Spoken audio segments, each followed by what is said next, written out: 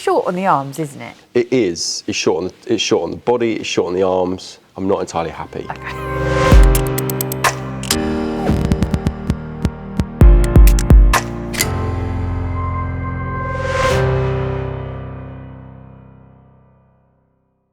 I'm Matthew John Murphy, and I'm here today to talk to Lucy Bradley about cognitive behavioural therapy.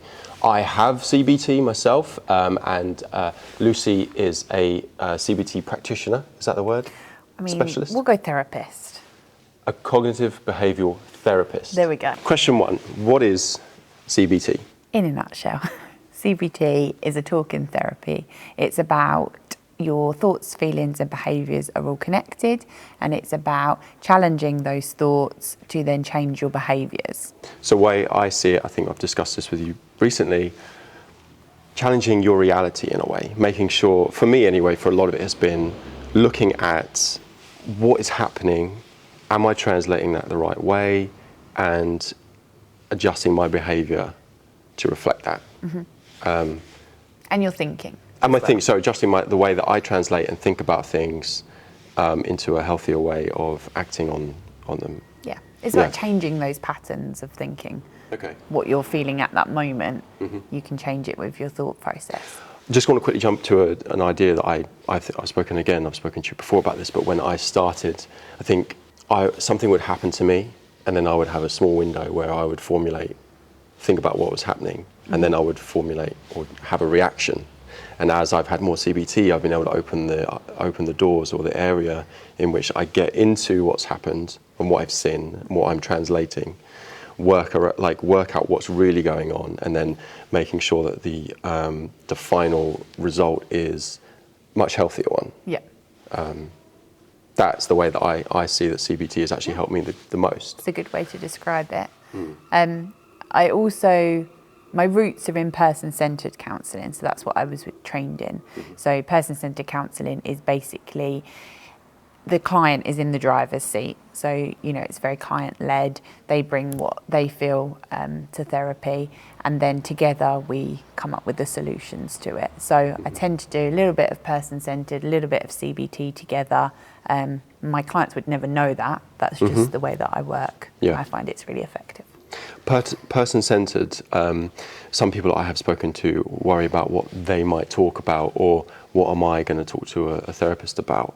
So being in the driving seat isn't always comfortable for people. So how would you deal with that? So my job isn't to help people, it's to enable you to find the answers to your problems. So, most people find that they'll come to therapy to talk about something, I don't know, relationship problems, for example, and then through discussion and, just general talking, we'll come up with actually why they come to therapy, which is usually something totally different to what they thought they were coming to therapy. Some discoveries. Yeah. Okay. So it's not all about, I'm not going to ask a lot of questions necessarily, but you would find it quite easy to fill 50 minutes talking about yourself. But I think that's what people worry about. And equally, if you want to sit in silence for 50 minutes, I can do that as well, or cry for 50 minutes. It's not as hard as people think it is going to be. And life is complicated. There can always be things to talk about. It's just complex. Yeah. And actually, I think therapy is a luxury, but it's a luxury that we should all be able to access. And I wish more people could access it, because it's not very often that you are able to come to something and talk for 50 minutes about yourself. You will never ever know anything about me unless I feel it's relevant. So it's always me giving my undivided attention to you. And I think people think, oh my God, I'm going to say this and she's going to think I'm absolutely crazy. Trust me, whatever you tell me, I've heard it before or worse. But there is that fear of being judged. About validation as well. It's about having the way you feel validated and say, mm-hmm. that's been a lot of the stuff that I've seen, is that I feel like this, and then my therapist might say, well, you absolutely should feel like that, because this is, that's a human way of feeling. And that's okay to feel like that. Yeah, totally. Actually, I don't want to get too into this because it's a massive subject, but a lot of the stuff that's surrounding the sexes, feminism, masculinity, all that sort of stuff, I see a lot of stuff on the news, a lot of aggression towards men sometimes, and I feel guilty and bad, and I might have even some polarizing ideas about what I'm seeing, and actually sometimes talking it through with my therapist can be like, well, it's only natural to maybe feel like that, but then we can move forward from there. But it's But do you think that's maybe one of the reasons why men don't access therapy? do we just want to go straight into that? Go for it. Because that was like point number 4 or something. Sorry, but okay. sorry. So yeah, I think I've got quite a specific idea on why a lot of men don't access therapy, and it's because we are the oppressor. I think men are, look at the patriarchy. We are considered to be at the top. Yeah. And unfortunately, no one really cares about the people that have it so good. Yeah. And I think that definitely takes the microphone away from men. Trust is a big thing for men as well in coming to therapy. And I think, it takes a lot more for men to build trust than women do. So, essentially you're coming to therapy and you're putting all of your trust into that therapist, that they're not going to judge you, that they're going to listen to you. And I think that's mainly one of the reasons why men don't come to therapy. But also, fear of being judged. Well, it leads on to that. So the trust thing, the stakes are much higher for a man, or a man would believe the stakes are much higher for him if it came out that he was in therapy. Because it's not being strong, it's not toughening up, it's not shouldering all the burden, and things like that. So that's obviously going to be one big barrier that stops men coming to therapy. And it's the independence thing. Men are taught to be independent and to handle their emotions themselves and, to deal with everything themselves. And actually, they don't want to be a burden. So coming to therapy and unburdening, it doesn't feel natural for lots of men. But wouldn't it be amazing if on a Friday night, some guys were in the pub and they're like, oh, mate, I went to my therapist today. It's literally me. But it's not a lot of people, unfortunately. Can you imagine if more of those conversations happened, then the suicide rate would be a lot less. It would be the difference between a man walking out of his house and going to work or going to commit suicide. That would be the difference. And unfortunately, it's something like 36% of referrals into NHS talking therapy are men. So that other percentage is women. Men are 2 times more likely to be homeless, more likely to commit suicide than women, but they're not coming to therapy. But what we've discussed, isn't it? It's the fear of judgment, breaking away, you'd have to embrace this new style of masculinity, which is actually, being open and fragile and admitting that you're, I guess admitting that you are hurting or weak is in the way of success. And it's all those societal norms like big boys don't cry and man up and those kinds of things. They're actually really detrimental to men, and it's comments like that stop men then coming to therapy because they feel that they should be able to manage their emotions themselves and deal with everything themselves. And if we know anything about men, that once these things are bottled up, then they will absolutely present themselves in a toxic way. Yeah. And I think men have, when men blow their top, can be quite damaging for everyone. Yeah, 100%. So for the sake of humanity, men, get in therapy. Or at least try it. And for the men out there that are considering it, but they are on the fence, think about why you wouldn't. And if it's because someone or someone else believes or thinks that it's weak or emasculine to do it, ask yourself if you think that they are right. Because I honestly can't see... The irony there is that once you're in therapy, you'd probably be able to understand a bit more that what other people think of you doesn't matter. You've got to get that foot in the door. And I do think, celebrities like Professor Green, the Royals, all those kinds of people are promoting, looking after your mental health and that it's okay to talk, but I'm still not seeing the referrals of men come through my door. More needs to be done for that to happen, I think. Well, here we are. The benefits of therapy. Let me have another swig of this before I get into the benefits. Okay. So the benefits of therapy, shoot. Okay. So it's a safe space to inspire change and to empower you. It helps to improve communication, helps you make better choices, healthier choices, gives you a different perspective, and it gives you coping strategies. I think that communication can be massively beneficial, like improving communication with your partner and your friends and things like that. There's a pathway to being much more open and accepting of the situations, and just talking about how you feel to someone and explaining that, rather than it being like a shouting match. Or owning how you feel as well. I think it's important, because we don't always own, I feel sad because, or I feel angry because. It's okay to feel those things. And therapy will allow you to say, oh, I feel angry because, and not play that. If you're owning it, you're not necessarily placing so much blame on someone else. Like, you made me feel this way, or blah, blah, blah, blah. It's like, I feel like this way because I am who I am, and I have reacted to this thing that's happened. It's my stuff. It's not your stuff. That you've done that. There is some, it has to come from somewhere. So you've done this, and I feel like this about it. But communication, like, very, very big. I haven't ever really had too much of a problem communicating. I don't think. I'm quite open. Yeah. But what I have seen is in myself a huge understanding of who I am, how I work, and a massive understanding of my anxieties, and how to control them. Where they come from. Where they come from, absolutely. Parents. Do you know what? That's, you know, we are all a product of our environment, unfortunately, however much some people would like to be able to change that. But it's understanding that our parents did the best choices that they could do for us, but actually we have a choice to make things different now. And, you know, we might have their values placed on us, but it doesn't mean we have to behave in the same way that they do.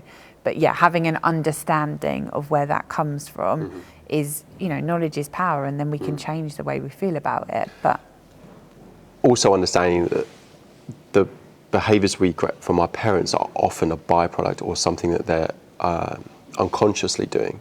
Subconsciously? From their parents as well. Something that they're doing that they don't even know they're doing. Oh, yeah.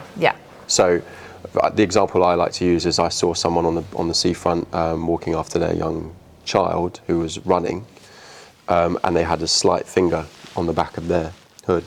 Now that sends a message to the child, whether you want to realise it or not. You know, I'm trying to run and be free, but you're kind of just holding on. Yeah. So your parents' fears for your child falling over will send the idea to the child that it is dangerous. Yeah. Like, I mean, you know, that sort of thing. So it's sort of stuff that feeds through without them knowing. So that takes away any blame, really, because you don't want to be in a situation where you're shouting at your parents like, you ruined my life, you made me like this, you know. And it's not a blame game. It's about understanding why people behaved in the way that they did. And it's probably because they didn't have the knowledge to do anything in a different way. But you do have that choice to make different decisions. Yeah, and it's also, you know, therapy helps you to understand that people are going to behave however they want to behave, and it's not, you can't change their behaviours. That's that.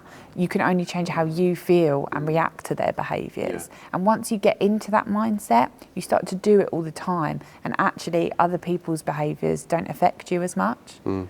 Totally. That's something I've learnt massively. I love that phrase of, you know, you can't change how others behave, you can only change how you feel about how they behave. And even understanding someone else's character a bit better allows you to sort of navigate all of that sort of stuff, you know. So in terms of me and what I've learned through therapy, again, anxiety, I've got a creative imagination, and one of the biggest things that I've realised is that text communications can be very, very hard to decipher, particular tone, the subliminal messages that are being sent or not sent most of the time. Usually, let's face it. Sent, So you're just reading a text without any inflection, any tone of voice, anything like that, and then I would take it, and because we'll get onto it, low self-esteem. Ding ding ding. I would then formulate the idea in my head that they are being mean. And then I would take someone who I believe is being mean and react what I think was accordingly to that meanness, which a lot of the time was wrong. Because I've diffused a lot of stuff, actually. I had some good moments where I said, just call me, let's have a chat about it. We can sort it out, it's much easier. Yeah, just because if there is even any single doubt that what the information that I am getting is being twisted by me, I'm like, this needs to be a phone call. Yeah. And it just sort of sorts itself out. Or we were able to communicate much more clearly. Yeah. And I suppose that is the single benefit of coming to therapy is communication and better communication styles. But then that also comes from having a greater self-awareness about why you act. And understanding of how you work. And that is that changed my world. You know, just for me to say, oh, actually, I do have anxieties. Oh, I have got a creative brain, you know. I will care about everyone and put everyone else first and sacrifice myself. That, I think, would resonate with a lot of people. People that care for other people are very bad at caring for themselves generally. And completely shifting my mindset on what is selfish and the idea of selfishness. And that it could actually lead to a very, very, very healthy actions for me that would change my life forever, and they have. You know, I completely put myself first sometimes, and I don't feel bad about it. And it's like the aeroplane thing, isn't it? When you have to put your mask on before you put your children's mask on. And I think I never understood that until I came to therapy. I was just about to say that. Literally, the songs like that, some music, you know, all that sort of stuff. It just, you can hear it. You can hear it. I hear it a lot. You know, people even say it, and I'll just be like, oh yeah, cool. But until you go to therapy and understand it, it just doesn't resonate, I don't think, like it should do. You have to look after yourself. Like, you know, I've had a lot of therapy. I've had some really bad therapy. I've had some really good therapy. And I still have therapy now. And I think there's this assumption that maybe therapists have all the answers and that they're really put together and, you know, they don't have any problems. But I know the reasons why I wanted to become a therapist, and that was because I had my own issues with mental health. When I was a lot younger, you know, I had panic attacks and really quite obsessive behaviours as well. And now I have the understanding about it. I didn't have therapy at the time. I just thought I was weird, you know, and I was obsessed with tidying. But that was just how I coped, you know, and I don't think there's a therapist out there that didn't have their own issues somewhere along the line, and that's why they became a therapist. We're like human, you know. It's like, it's not just because we're good listeners. I mean, we are, but you know. That's quite a good point, actually, because a lot of people might. It saddens me to think that people would think, oh, I'm not going to go and see that therapist because they have a therapist. It's like, that's completely... We all do.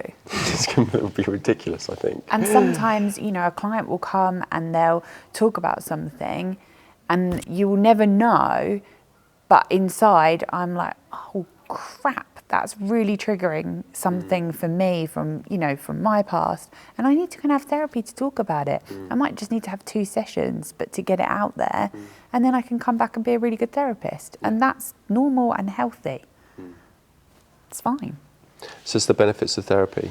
They are ongoing, ever-growing. Like the benefits of therapy, ask me in 20 years when I've told you that I've lived a much, much, much healthier mental life.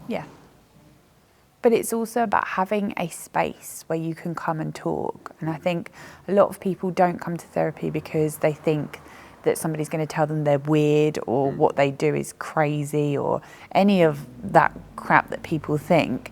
And actually, they come to therapy, you tell me something, and I'm like, cool. Okay. You're right. Yeah. And? Because? And they're like, oh, okay, so that's not weird then. Well, I don't know, do you think that's weird?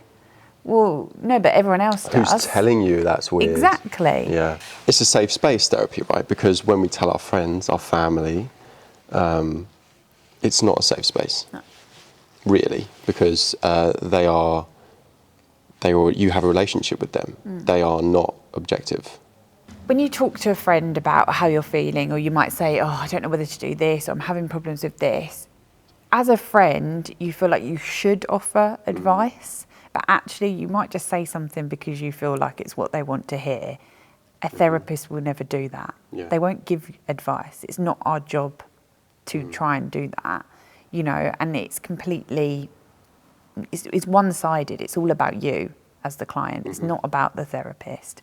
But then, you know, if we say to our friend, oh, I'm going to do this, they give you advice and then you don't go and do it, you have to then deal with the guilt of why didn't I do that, them asking they didn't take you. your advice, it would have, I was right, you know, all this sorts of stuff. All really negative stuff, which is actually going to do more damage. Yeah. Telling someone to cheer up is a classic, I think. Yeah. It's like someone is down in the dumps, right?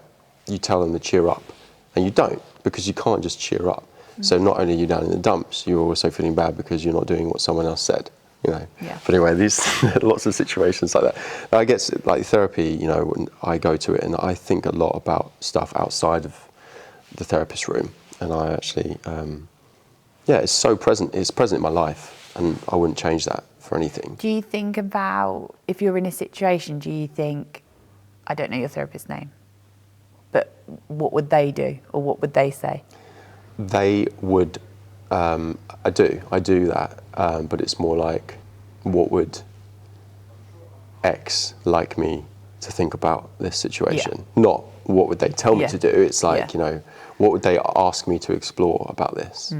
Because my clients say that to me all the time. They're like, you're that really annoying voice in my ear when I go to do something and I'm like, oh, what would Lucy say?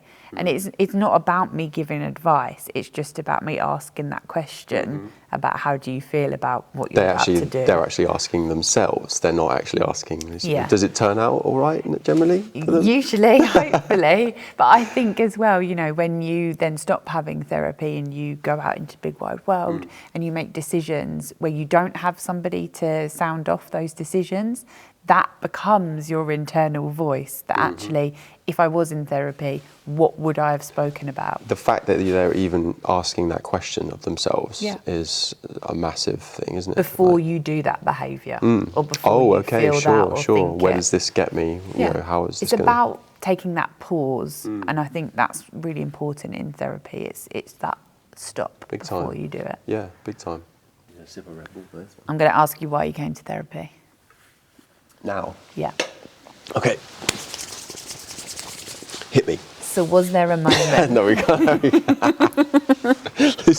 I'm thinking about me editing this. Okay, go for it. So was there a moment when you thought, now's probably the time for therapy? Yes, 100%. I divorced and I went through 2 or so years of sort of getting past that. And even then, I wasn't at a point where I was like, I should have therapy. It was just sort of, I was on a roll, dealing with one thing at a time. But actually, it was a point in my life when I started to consider getting into a relationship. Yeah. And it backfired, and I was pretty upset about that. And then that was the point when someone said to me, it sounds like you're anxious attached. And I was like, what is anxious attached? And I went ahead and looked up the attachment styles, and I was like, time for therapy. So it resonated with you? It did, massively. I saw I saw myself in anxious attached and learning about the attachment styles and things like that. But to be honest with you, it was a culmination of learning or hearing about that and the rock bottom I felt when I tried to get into a relationship and the heartbreak again. And I decided to reach out to a therapist. And I'd been recommended CBT before, so I looked it up, Googled it, and I found someone. And I see them regularly, maybe once in the start, once a week, and then maybe once every 2 weeks now, depending on things. And I always think, you know, sometimes I have sessions where I'm leading up to them, I've got nothing to talk about, but honestly, I've never ever felt like I haven't had something to talk about. And I'm always given prompts if I'm, you know. And actually therapy shouldn't be you know, a coping strategy when things are rock bottom. It can be when things are really good, because, you know, we don't always feel that comfortable when things are going well, because something bad is going to happen, because it's always happened before. But actually, you know, we can spend sessions about, I've come today but I haven't really got anything to talk about. I can drag something out of you. Yeah. You know, there's sure. always something, you know, Yeah. and therapy can be a lifelong commitment. You know, I'm not saying every week, I'm not saying every year, but in the future, you might finish therapy, you know, soon, and then something triggers you and you're like, oh, I could do with having a few more sessions about that and just going over things again. And that's absolutely fine. We learn how to deal with situations. I got to know myself, and I'm learning how to deal with certain situations which will repeat, anxieties and things like this, you know. But then, you know, we're obviously going to come across things, new experiences. Yeah. And then that's when I might be like, oh, okay, well, I need to speak to you about this, you know. Yeah. I was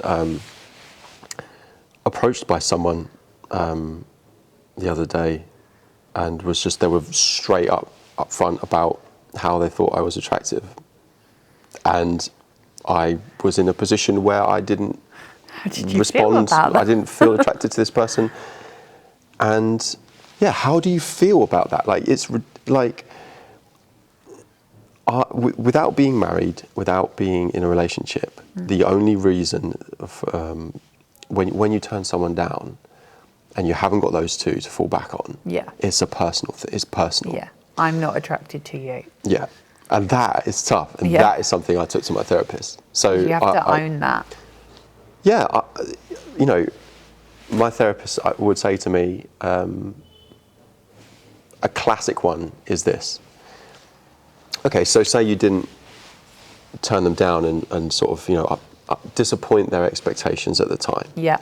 What are you going to do? Get into a relationship with this person that you don't like? Yeah. Well, no. Well, you're going to get like a year down the line and not really like them that much, and, you know, blah, blah, blah. It's like worse. Cutting it off before it gets worse. Yeah. And then understanding that you are avoiding and actually, in a way, protecting your own feelings and theirs in the long run, allows you to make those sorts of tough decisions, which are very hard if you care about how other people feel. But when you went into therapy, you never would have been able to do that. No way. Because your self-esteem and I would have everything. Dated that girl until I die. I married her. I would have, you know, died and unhappy. So what have you learned about your self-esteem? I've had points in the past where it was almost non-existent. One of the biggest things that's helped me with self-esteem is building a core identity of who I am and what I stand for and things that I believe in about myself. Because if I can have those, then when people say things about me, have an opinion on me that I know is not true because it's not who I am, or it contradicts who I think I am. When my self-esteem was low and I didn't have this belief, I would take that and I would put that in my this is who I am jar, and it would become part of me, and I would believe it. You know, having self-esteem allows me to really have my own identity and my own belief. I'm a caring person. Doesn't mean that I don't care for myself now as well. You know, and that is important. You know, all this sorts of stuff. And doesn't mean you have to please everybody No, else. I'm a people pleaser, but I'm including myself in that circle. That's been a big bit of it. You know, a caring person is not outside of their caring circle. Take yourself and you put yourself in the ring of people that you care about. And then you start to, once you do that, you're able to pick apart who you really can sacrifice, or what you can not, sacrifice is maybe not a good word, but who is more deserving of your care. And you are totally, and your time, and you are totally one of those people. Treat yourself like someone you are responsible for looking after. And I think that caring people really, really struggle with that. I speak to people on Instagram a lot. I'm not an Instagram therapist. I can see you triggered. Don't get me started. I try to I can identify when people are caring people, and I can see that they are self-sacrificing and putting everyone else first, and it crushes me because I've been there, I've done that, and you know, it goes back to that self-care thing. You're making sure the oxygen mask is on yourself, and it's a good analogy I like to have, which is like, if you are a tool that is responsible for helping other people, and you don't maintain that tool, then it becomes incapable of the task it's supposed to do. Yeah, 100%. Yeah. But anyway, self-esteem, or like. I mean, I think it's probably, I think a lot of people come to therapy for something or other, you know, relationship problems, anxiety, depression, a whole host of, you know, different things, substance misuse. But actually what it usually boils down to is self-esteem and, you know, not really liking yourself very much and not knowing who you are and what you like. You know, I have clients come to me and I'll say, just a random question, I don't know, well, what music do you like? Well, I don't know. Because I've always lived with such and such, so I've listened to whatever music they like. I was about to say, I was literally just thinking about that in my head. So then it's about, well, okay, well, let's really break it down because you are your own person. And there might have been a time when you did like music. So what was different about that time? What's changed? You know, and just really everything comes back to self-esteem. Yeah, it is literally the coal fire inside, isn't it? I think, and you have to. I was so damaged by low self-esteem, so damaged, to a point where it boiled up at some things in me, and I snapped, and it was just. I see it a lot, and I think I see it a lot in other people. Low self-esteem. Yeah. No, I can't do this. I can't do that. And actually, to combat it, I've started to go around and telling people that I will not stand for self-deprecation. Like if you are around me, I don't want to hear it. Yeah. Not for me, for my sake, for you, Yeah. for your sake. You know, Yeah. people talking down and throwing shade on themselves all the time. We're quite good, I think, as a nation, at doing it for a joke, for a laugh at our expense, to make someone else laugh. You know, you add that up thousands and thousands of times, and that has it can really be damaging.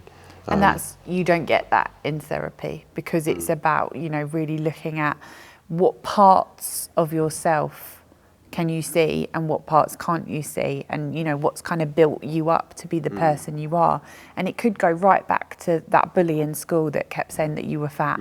You know, now as an adult, as a 26-year-old, for example, you look in the mirror, I'm fat, because that's what you always heard. You know, so it's just about breaking down that self-esteem, and your therapist will always give you that validation. It's probably not that she feels fat, it's probably that she doesn't feel good enough, or that she doesn't feel like she fits into the world. You know, where is her place in the world? Yeah, he or she. Yeah. So it's not even about the bully. It's never about the bully. It's always about how they feel now and how they're dealing with that issue now. Yeah. God forbid we were actually in a world where we felt proud as well as a Brit. Everyone translate people's successes as chauvinism. We are in a sort of society of social media where people project their successes all the time because no one's going to show that they might have any problems, right? Because no one does, right?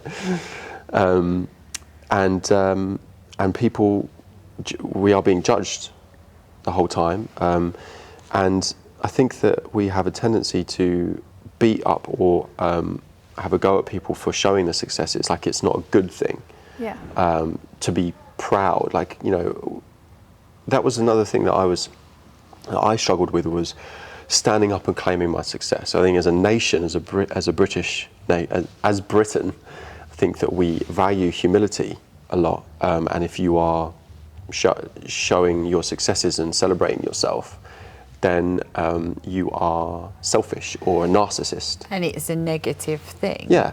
So that, if we have that society, how are we supposed to encourage people to be proud of who they are, and self-love, and, you know, all this sorts of stuff, which is so good, and good for you.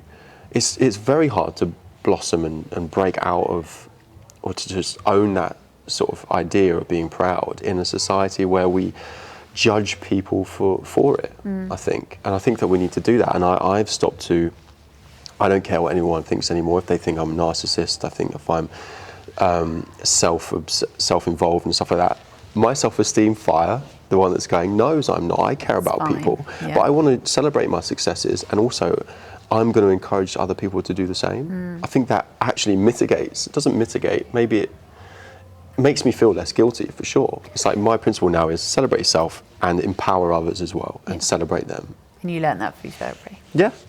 I would be a completely different person without therapy. I think some people think going to therapy is quite narcissistic as well, because it's about yourself. No, can't do anything for ourselves anymore. Yeah, you know, Gosh. and actually, you know, why would anybody want to hear what I've got to say, or, you know, is narcissistic from someone judging themselves. Yeah. Oh. So, you know, I'm not going to go to therapy because I don't deserve to pay £45-50 an hour. Well, that's session number 1 that you're going to crack into that. Well, hopefully. If they're up front. Well, and also if they're up front about that straight away, like, why are you here? Oh, I don't know, I didn't really want to come because I don't really feel like I deserve to be here. And it's also, you know, about the reasons why people come to therapy, and if it's because your wife told you to come because you get angry at her, or you know, that kind of thing, it's probably not going to work. You have to be at exactly the right time to come to therapy. And I have clients that come through the counselling directory, or they send me an email, or they phone me, and I'll talk through it, and I'll say, great, I've got a session on Friday for you. Yeah, I'll get back to you. No, they're not ready. Therapy. And that's fine. That's absolutely fine. But you don't know until you get to that point. And you know, you have to be in the right place for therapy. Otherwise, it's not going to work. But I think people should come to therapy like you go to the barbers or you go to the doctors. You know, you need to do that for yourself. At least once, just once. Like, it's a round of drinks in the pub. But look, it's money is a barrier, but it's not the biggest barrier. I think it's the mindset and what society says we should and shouldn't be doing, particularly as men. Most therapists want to be accessible, and if you message a therapist, you know, and explain about maybe your financial situation, I do concessions, you know, I understand people's situations, and I've also volunteered for a charity where I've done counselling sessions for £5, £1. You know, there are services out there. I wish they were more accessible to everybody, but you know, you go to your GP, they'll, you know, hopefully give you 6 sessions. 6 sessions isn't really enough, but it's a start.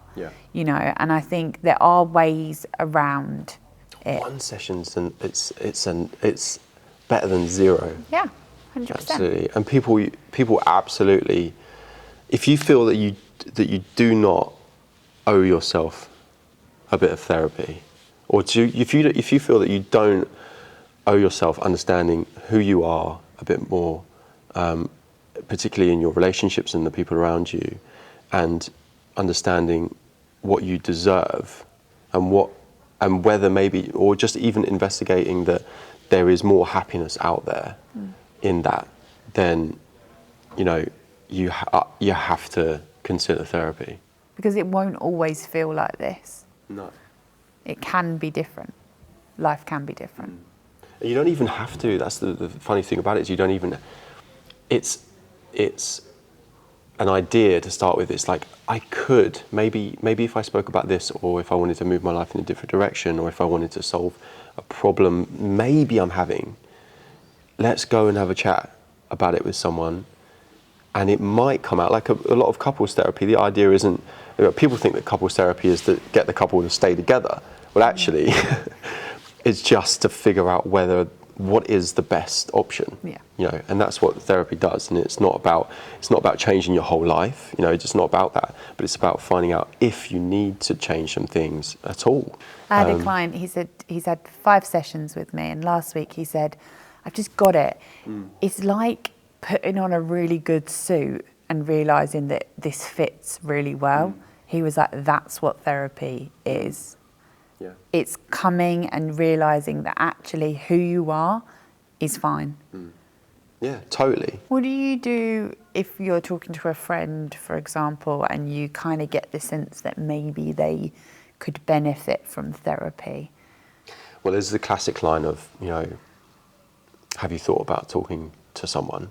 that's not me. That's not me. You know, I have the best intentions for you. All I want you to do is to figure out and be as happy as you can be. Yeah. I'm not you for a start. Like, just me knowing that, like, is a really good thing. That any ideas that I have or anything I say comes from a very, very complex being who we all are. You know, I'm not saying I'm more complex than anyone else, but we are. So whatever I tell them, it will be from that source. I would encourage people to, first of all, just do anything I can to try and normalise it, because there's a stigma about it, unfortunately. But I would just do what I could to try and encourage them to make that decision themselves. Yeah. It's not, you know, like you said, you can't, if you are not ready for therapy, if you're umming and ahhing about it, you know, you have to want to do it. You have to be in the right place and be willing. And with me, it was when I was at the bottom. But I guarantee that if I had gone to therapy before that, I would never have found that bottom. Yeah. So. And you Googled CBT. Yeah, I Googled CBT and Thanet, and I clicked on the top one, and it worked out great. Okay. So what we would advise, that's fine, it's absolutely fine, but there's the counselling directory, which usually comes top of the search engine. You know, and you can then put in your area, what you're looking for, if you were looking for CBT or person-centred counselling or whatever, and it's just basically a directory with lots of people on there, and we would advise that you try before you buy. So call a couple of therapists, have a talk with them. Most therapists will offer a free or discounted sort of assessment, whether that's on the telephone or in person. And then, you know, it's absolutely fine if you come to that session and you think they are not the therapist for me. We are never offended. That's fine. That's perfectly fine. Would you recommend giving up at that point, or? No, there's other ones. Find another one. There's a whole directory. Yeah. You know, there's lots of others. You have to have a good relationship with your therapist. You do. And I think if you walk away from that session, as I've done with therapists before, and thought, nope, they're usually not the right ones. Yeah. You know, don't continue that. Just find somebody else, because, you know, it's like putting on a really good pair of shoes. They will be the right fit for you. I think I got lucky, I think, straight away. I have a good rapport with my therapist. Yeah. But you had to build that. For sure, yeah. You know, like it was talking to a stranger, really, but sort of an impartial, non-judgmental stranger. And you had to build that trust slowly over a few sessions, you know, and then, you realise that they are the right. Well, actually, my character set was, you know, a caring, selfless person, so I implicitly trust everyone that I come across. And you wouldn't have wanted to have offended her by saying she wasn't the right therapist for you anyway. Exactly. Because I didn't value my own stuff, you know, I didn't see myself as. But anyway, so one thing that we do need to quickly tackle is the technique of facing the scenarios that your anxiety is creating. So I had someone message and say about that they had terrible anxiety about leaving their kids at school, or being late actually for picking their kids up from school, and the therapist encouraged them to actively face that fear and be late. Yeah. You know, just to sort of figure out or see what the worst case scenario would be. Yeah. And they were appalled by that idea. But is that an actual technique in It is CBT? A technique. It's called exposure therapy. And we do use that. We do encourage that. But again, it's tailor-made to each client. So I think what that person was saying is, you know, I'm reluctant to keep going to that therapist because that's not something that I feel comfortable doing. If they were the right therapist, then they would change their approach to suit that. So, but we do use exposure therapy for anxieties around, I don't know, I don't like using lifts, for example. So we would encourage you to go into a shopping centre and have a look at a lift. Don't want you to go in it, just have a look in it. You know, and then see how that feels, come back to our session and talk about it. If it was horrendous, then okay, you know, we'll talk through how that felt, and then the next week go back and maybe press the button, don't go in it, you know, and gradually build it up. So that's what the therapist was saying, you know. Maybe it's a bit strong. But that was quite extreme for the first. So maybe it would be about being drive up 1 minute late, for example. Drive up and don't get out of the car straight away. Maybe watch your kids. See how it feels. See how it feels, yeah. Yeah. You know, it's also about what is the worst that's going to happen if you're sitting in the car and you can see your children waiting in the playground. That's what anxiety is, fear of the unknown, right? And our bodies physically reacting to scenarios which we are creating in our heads. With alarming adrenaline. Yeah, 100%. And CBT is so good at combating that generally. Yeah. But yeah, I can totally relate. I can't relate because I haven't got kids, but I definitely had that sort of anxiety, and I'm much better now at sort of, okay, let's see what's going to happen here. Like, am I having a reaction to some bad anxiety over something that I think might happen, and actually pull back and be like, well, let's just operate in the present a bit more. But yeah, so it sounds like in that instance that they had a situation where it was maybe a bit OTT. Well, actually, this is something they should have discussed with the therapist and say, hey, feels a bit strong for me, leaving my kids at the school. That doesn't feel okay. And actually, it would have been a really important conversation to have had that with your therapist totally. In that situation. Because the therapist would have had to bring that up. I will be interested to see whether they actually had an opinion about that suggestion and there and then. Why didn't they say, actually, or that's did not they, something. or didn't well, they? Yeah, they might have been like, no, you're ridiculous. I'm never speaking to you again. But actually, if they'd have said, I can't do that, I know I can't do that. Well, okay, why can't you do that? Talk to me about what that feeling feels like when I've just asked you to do that. Well, I feel sick to my stomach. I couldn't do that to my kids. I couldn't do that. You know, it's about breaking that down. And then also you might be able to find where that comes from. Yeah. Left as a kid. Yeah. Maybe. Attachment. Attachment. We love attachment. Everything comes back to attachment. Right. Okay, so I think we're good. I think we've covered everything. Covered our list. I've had enough. We've rambled on for enough. Yeah. Probably. No, let's not devalue ourselves. Oh, sorry. Here. Come on, we're not doing that. Okay. Sorry. We've got very insightful information to tell people. Okay, so if you are thinking, even in the slightest, that you might like to explore getting into therapy or having CBT, then you can do what I did and you can just Google it and find a local therapist or go to Counselling directory. The counselling directory. Was there another one? There's Psychology Today as well. You can Google that. And then if you wanted to find me, because I feel like I should probably say this, then I'm on the counselling directory, Lucy Bradley, You and Me by the Sea Counselling, and the same on Instagram and the same on Facebook. Wicked. Okay. Right. Well, Thanks thank you very much. me. No, thank you. We never said anything about the fact that we're in a cinema. No. Right, what film are we watching? I was going to think of a really good one like The Therapist or something. I can't think of one. There's no films about therapy. There must be films about therapy. Good Will Hunting.